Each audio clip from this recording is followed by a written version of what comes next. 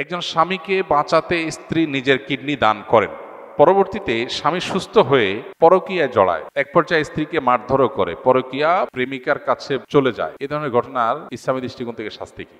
আপনার স্ত্রী আপনাকে জীবন দিয়েছে, নতুন করে একটা কিডনি ডোনেট করেছে, তারপর আপনি তার গায়ে হাত তুলেছেন, আপনি তো কুলাঙ্গার কেন? আমার হাজবেন্ডকে স্যার সামনে বসিয়ে বললো, তোমাকে যদি প্রথম জন্ম তোমার মা দিয়ে থাকে তাহলে তোমাকে দ্বিতীয় জন্মই টুনি দিয়েছে, টুনির সাথে কখনো খারাপ ব্যবহার করো না। প্রথম কথা হলো, বিবাহিত মানুষ যদি জেনায় লিপ্ত হয় তাহলে তো ইসলামের দৃষ্টিতে সবচেয়ে নির্মম এবং করুণ শাস্তির কথা বলেছে। কেন ইসলাম এই ব্যাপারে এত সিরিয়াস? অন্য কোনো অপরাধের বেলায় ইসলাম এত কঠিন শাস্তির কথা বলেনি। কোমর পর্যন্ত মাটিতে পুঁতে রেখে পাথরের আঘাতে তাকে মৃত্যুদণ্ড বাস্তবায়ন করা, অন্যান্য ক্ষেত্রে এত কঠিনভাবে মৃত্যুদণ্ড বাস্তবায়ন করতে ইসলাম বলে না। এক্ষেত্রে কেন বলেছে? যদিও এই ধরনের শাস্তি বাস্তবায়নের ঘটনা সকাল বিকাল বা প্রতিদিন প্রতিনিয়ত ঘটবে না, এই জন্যই তো এই ধরনের অপরাধ প্রমাণিত হওয়ার জন্য অনেক কঠিন কঠিন শর্ত দিয়েছে শরীয়ত। ইসলামী শরিয়া এমন এমন শর্ত দিয়েছে যে এই ধরনের শাস্তি কোনো ইসলামী বিচারালয়ের বিচারক, কোনো কাজী, তিনি এই ধরনের মৃত্যুদণ্ডের রায় লিখবেন, বিষয়টা এত সহজ না। এটা লেখার আগে তাকে অনেক শক্ত শক্ত কঠিন কঠিন দলিল প্রমাণ হাজির করতে হবে। সচক্ষে সরাসরি মূল জেনার দৃশ্য দেখার মতো উপযুক্ত শাস্তির সংখ্যা পূরণ, মানে সাক্ষীর সংখ্যা পূরণ হইতে হবে, তারপর এটা হবে। এত সহজ না বিষয়টা। তার মানে ইসলাম চায় না এটা সকাল বিকাল হোক, এটা চায় কালে ভদ্রে একটা ঘটনা ঘটবে, সবাই সেখান থেকে শিক্ষা নিয়ে সতর্ক হয়ে যাবে। তো প্রশ্ন হলো যে এত নির্মম শাস্তির কথা কেন বলা হয়েছে ইসলামে? এর উত্তর হলো, কারণ হলো মানব সভ্যতা পৃথিবীতে টিকে থাকবে বিবাহের সুস্থ স্বাভাবিক ধারার মাধ্যমে। বৈবাহিক বন্ধনের এই সুস্থ স্বাভাবিক ধারার বিপরীতে বিবাহ বহির্ভূত যে সম্পর্ক, হারাম রিলেশন, এবং এর পাশাপাশি আজকাল যে সমকামিতা সহ বিভিন্ন রকমের অসভ্য ক্রিয়াকর্মকে পৃথিবীতে নর্মালাইজেশনের কাজ চলছে, এটাকে স্বাভাবিককরণের কাজ চলছে, এগুলো মানব সভ্যতাকে হুমকির মধ্যে নিয়ে যাবে। মানুষের অস্তিত্ব পৃথিবীতে একসময় থাকবে না যদি এগুলো থাকে। ডক্টর খন্দকার আব্দুল্লাহ জাহাঙ্গীর রহমাল্লাহ বলতেন যে একটা বড় সাইক্লোন, একটা বড় ঘূর্ণিঝড়, এরকম বড় কোনো বিপদ, জলোচ্ছ্বাস, এগুলো একটা এলাকার মানুষকে শেষ করে দিতে পারে, পৃথিবীর মানুষকে ডুবাই শেষ করে দিতে পারে, এরপরও মানুষ কিছু বেঁচে থাকবে। কিন্তু মানুষের যে টেন্ডেন্সি, বৈবাহিক সম্পর্কের মধ্য দিয়ে সন্তান জন্ম দেওয়ার যে প্রবণতা, এটা যদি কমতে থাকে তাহলে কি হবে? একটা সময় মানুষের অস্তিত্ব সংকটের মধ্যে পড়বে, পৃথিবীতে মানুষ টিকে থাইকে কঠিন হবে, হারিয়ে যাওয়ার উপক্রম হবে। এখন পশ্চিমা পৃথিবীর অনেক দেশ শুধুমাত্র এই সমকামিতা সহ এই জাতীয় বিষয়গুলো, যেগুলোকে তারা উদারতার অংশ মনে করে, এগুলোকে তারা মানসিকভাবে সমর্থন করে, তারা পর্যন্ত সরকারিভাবে এখন অনেক দেশে নিষেধাজ্ঞা আরোপ করছে এই জাতীয় বিষয়কে। কেন? শুধুমাত্র মানুষের জন্মের হার বাড়াবার জন্য। কারণ মানুষের জন্মের হার কমে যায়, এভাবে টেন্ডেন্সি চেঞ্জ হয়ে যায়, প্রবণতা শেষ হয়ে যায় মানুষের। যে সমস্ত দেশ এই বিবাহ বিরোধী সম্পর্ককে অ্যাপ্রিসিয়েট করে, সেই সমস্ত দেশে, সে সমস্ত সমাজ দেখবেন মানুষের জন্মের হার কমে গেছে। মানুষ যে কি জিনিস, মানুষ যে কত মূল্যবান সম্পদ, এটা ওই সমস্ত দেশগুলো হাড়ে হাড়ে টের পাচ্ছে। এই জন্য এই ধরনের পরকীয়ার সম্পর্ককে ইসলাম সবচেয়ে জঘন্য অপরাধ হিসেবে সাব্যস্ত করে।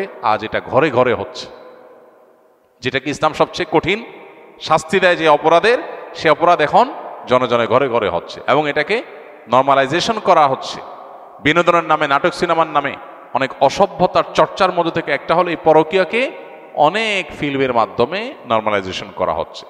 এগুলোর ভয়াবহতা কত বেশি সেটা যে সমস্ত সমাজ, যে সমস্ত রাষ্ট্র এগুলোকে নর্মাল করেছে, তারা হাড়ে হাড়ে টের পাচ্ছে। তারা এখন প্রণোদনা দিয়েও সন্তান জন্মের হার বাড়াতে পারছে না। সো এ ধরনের অপরাধ আল্লাহর কাছে সবচেয়ে জঘন্য অপরাধ। তবে এ ধরনের অপরাধের যে শাস্তির কথা বললাম, সেটা কার্যকর করবে ইসলামের বিচারিক আদালত।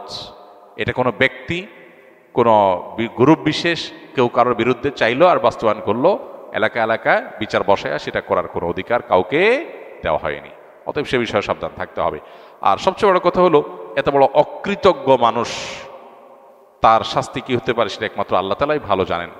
যে মানুষটা তাকে নিজের জীবন বাজি রেখে তার জীবন রক্ষা করলো, তার সাথে বেঈমানি বিট্রে করা, এটা সুস্পষ্টভাবে তার নেয়ামতের কুফরি করা।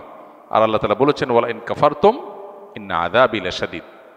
আল্লাহর নেয়ামত, মানুষের অবদান, এগুলোকে অস্বীকার করা এটা আল্লাহর আযাবের কারণ। বিধায় আল্লাহর ভয় আমাদের মধ্যে থাকা দরকার। অনেক বন্ধু দোকানে আড্ডায় লিপ্ত, তখন মাগরিবের ওয়াক্ত প্রায় শেষ। তাই আমি তাকে নামাজ পড়ার কথা বললে সে বলে, যারা নিয়মিত নামাজ পড়ে তাদেরকে নামাজের কথা আর বলা লাগে না, যারা নামাজ পড়ে না তাদেরকে গিয়ে বলো। তাবলিগের মতো দোকানে দোকানে গিয়ে মানুষকে নামাজের কথা বলা লাগবে না, এতে মানুষ বিব্রত হয়। ব্যস্ততার মাঝে নামাজের কথা স্মরণে নাও থাকতে পারে, এই চিন্তা থেকে আমি বন্ধুকে নামাজের কথা বলেছিলাম, অন্যের সামনে তাকে ছোট করতে নয়। প্রশ্ন হলো, আমার বন্ধুর এমন ধারণা রাখা কি সঠিক? এ সম্পর্কে ইসলাম কি বলে? খুবই গুরুত্বপূর্ণ প্রশ্ন। একজন নামাজি মানুষকেও নামাজের কথা স্মরণ করানো যেতে পারে, বিশেষ করে যখন মনে হয় যে তিনি ভুলে যাচ্ছেন, দেরি হয়ে যাচ্ছে, এরকম মনে হলে তখন তাকে স্মরণ করাতে দোষ নেই, স্মরণ করানো ভালো। আল্লাহ তাআলা কোরআনে কারীমে বলেছেন, ওয়াযাক্কির ফাইন্না যিকরা তানফাউল মুমিনিন। মানুষকে স্মরণ করিয়ে দাও, উপদেশ দাও, এটা ঈমানদারের কাজে আসে। অতএব নামাজি ব্যক্তি হলে আর তাকে নামাজের কথা বলা লাগবে না, এটা ভুল ধারণা। আমাদের সমাজে অনেকে মনে করেন যে মুসলমানদেরকে আবার কিসের দাওয়াত দিবে তো অমুসলমানদেরকে, এটাও ভুল ধারণা। মুসলমানকেও দাওয়াত দেওয়া যাবে, অমুসলমানকেও দাওয়াত দিতে হবে। এবং যিনি নামাজি মানুষ তাকেও স্মরণ করানোটা দোষের কিছু না, বরং ভালো।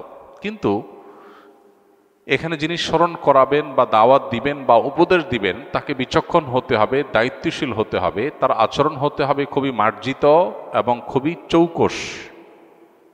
আজকাল আমরা অনেকেই ইসলাম প্রচারের কাজ করি, কিন্তু এর জন্য যতটুকু হিকমা, যতটুকু প্রজ্ঞা, যতটুকু বিচক্ষণতা থাকা প্রয়োজন, ততটুকু আমরা অনেকেই রপ্ত করতে পারিনি।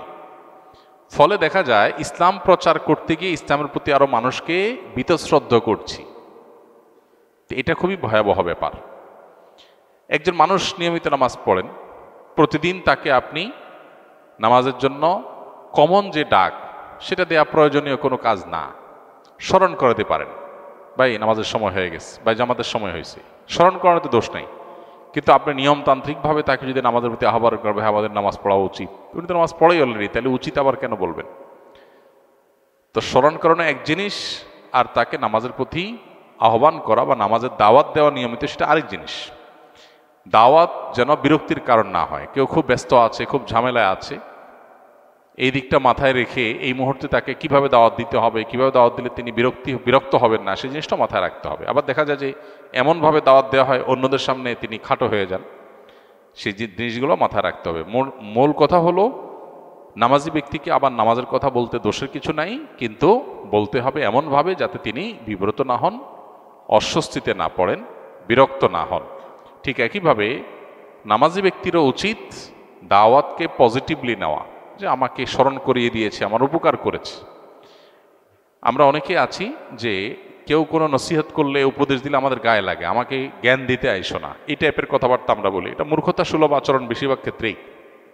কারণ জ্ঞান দিতে আসলে নিজের খেয়ে নিজের দেয়, কেউ আমাকে যদি কিছু ভালো বলতে আসে, এটা তো সে আমার উপকার করলো, ক্ষতির কিছু করে নাই।